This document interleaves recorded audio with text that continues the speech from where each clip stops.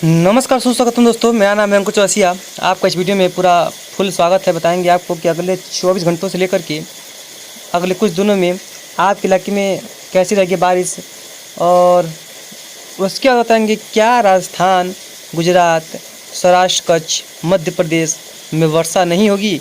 इसके बारे में डिटेल बात करेंगे, और ये बारिश क्यों नहीं हो रही है इसके बारे में डिटेल बात करेंगे कि आखिर इसका कारण क्या रहा है, क्या स्थिति है और क्या इसमें परेशानी है। चलिए,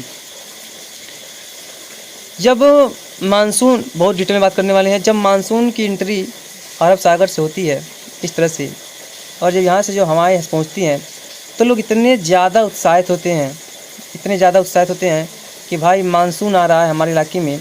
और यहाँ पर बना था चक्रवाती तूफान, ये यहाँ बना था, सॉरी इसको कुछ कलर कर देते हैं। यहाँ पर बना था जो चक्रवाती तूफान, जो कि अपने हवाओं को यहाँ पर जो है रफ्तार से घुमा रहा था। तो लोगों का इंतज़ार भी रहता है कि भाई यहाँ पर हमारे इलाके में मानसून आ रहा है, बारिश होगी, इस तरह से फसल लगाते हैं, इस तरह से ये रहते हैं। लेकिन 2023 का जो मानसून रहा है इस बार, अगर डिटेल में देखें तो बहुत ही बेकार स्थिति का रहा है, बहुत ही ख़राब रहा है पूरे देश के लिए। एक पहली बात तो मानसून लेट आया। 8 जो जुलाई के आसपास इसने 8 जून के आसपास जो है इसने दस्तक दी हमारे केरल के राज्य में दस्तक दिया, क्योंकि मानसून की जो एंट्री होती है पहले यहाँ से मेडागास्कर होकर के जो हवाएं हैं उस तरह से जो है मुड़ती हैं, और मेडागास्कर से मुड़ करके जो है ये हवाएं इस तरह से यहाँ से टर्न होकर के यहाँ से टर्न होती हैं, फिर यहाँ से इस तरह से जो है मानसून का ये पैटर्न होता है।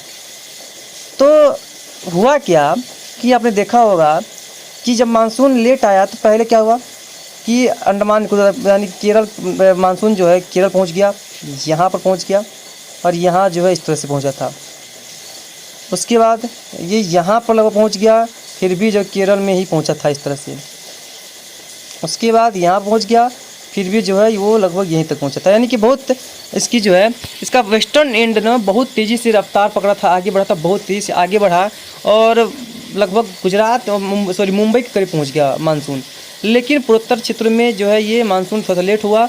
उसके बाद फिर यहाँ पर पूर्वी उत्तर प्रदेश तक इसका जो है ये लेट हुआ, 26 जून के आसपास आया, 22 जून के आसपास उसके बाद इसकी इतनी तेज़ रफ्तार पकड़ी कि मतलब कहिए मत, यहाँ से लेकर के यहाँ तक पहुँच गया।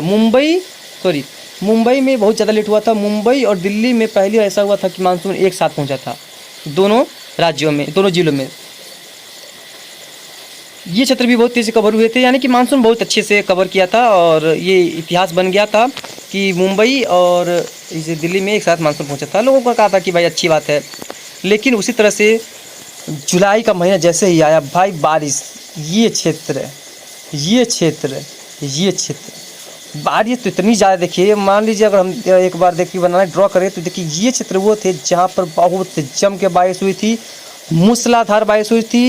यानी कि यहाँ पर स्थितियाँ एकदम से बाढ़ग्रस्त माहौल यहाँ पर बन गया था, यानी कि एकदम स्थिति जो है वो ख़राब हो चुकी थी।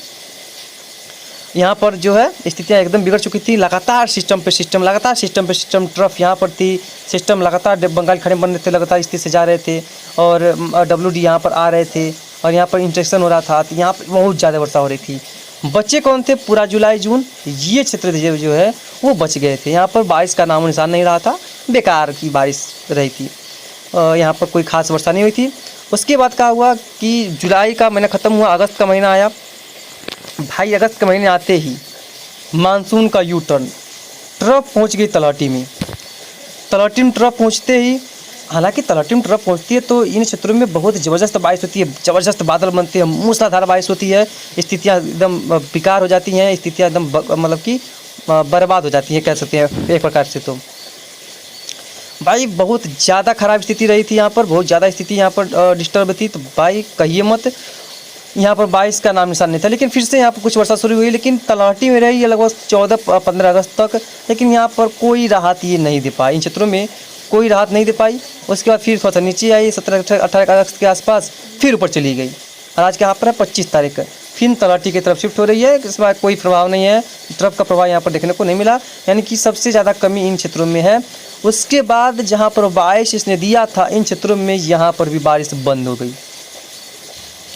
यानी कि पूरा अगस्त बारिश यहाँ पर हुई है, मतलब बहुत ज़्यादा भी नहीं हुई, लेकिन बारिश हुई है तो यहाँ पर हुई है। बाकी पश्चिमी राज्यों में बारिश खत्म हो चुकी थी, बारिश नहीं हो रही थी, लेकिन जो बारिश हुई है यहाँ पर पूर्वोत्तर राज्यों में हुआ है, लेकिन यहाँ पर वो बारिश नहीं हुई है। चलिए अब ज़्यादा लेट न करते हुए बताते हैं आपको क्या राजस्थान गुजरात में मानसून मानसून की वर्षा अब नहीं होगी, क्योंकि गुजरात हो गया, सौराष्ट्र का क्षेत्र हो गया, राजस्थान के क्षेत्र हो गए, एमपी का क्षेत्र हो गया, महाराष्ट्र के क्षेत्र हो गया, यहाँ किसान बहुत परेशान है।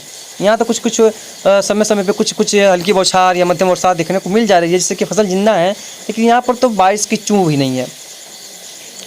तो हम देखें कि एक WD आने वाला है, उसकी वजह से कुछ वर्षा की यहाँ पर बनेंगी, लेकिन अगर बता दें तो मानसून ट्रफ अब यहाँ पर तलहटी पहुँच जाएगी। अब पूरा अगस्त, 5 दिन 6 दिन का अगस्त है, पूरा अगस्त तलहटी पे ही रहेगी।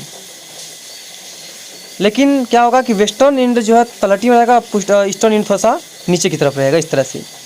उसका 31 को एक बड़े का चक्रवाती हवा का क्षेत्र इस जगह पे, तो इसका जो ट्रैक है कुछ इस तरह से ही देखने को मिल सकता है, तराई के बेल्टों तक।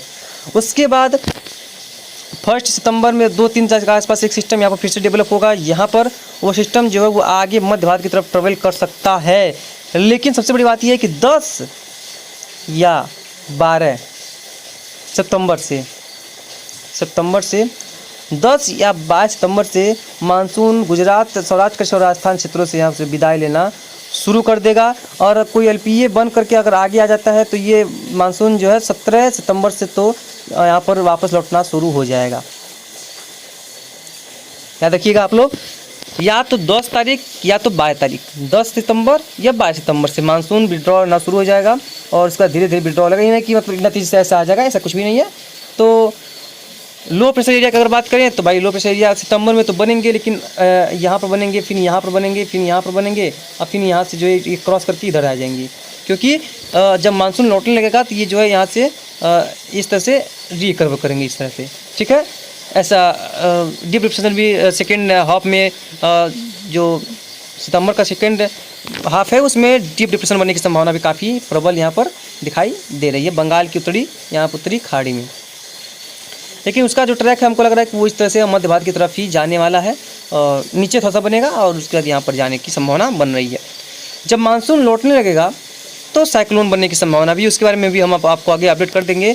लेकिन अब अगर हम एक सही मोटी मोटी बात करें तो राजस्थान, गुजरात, मध्य प्रदेश क्षेत्र अब बारिश की उम्मीद ना करें।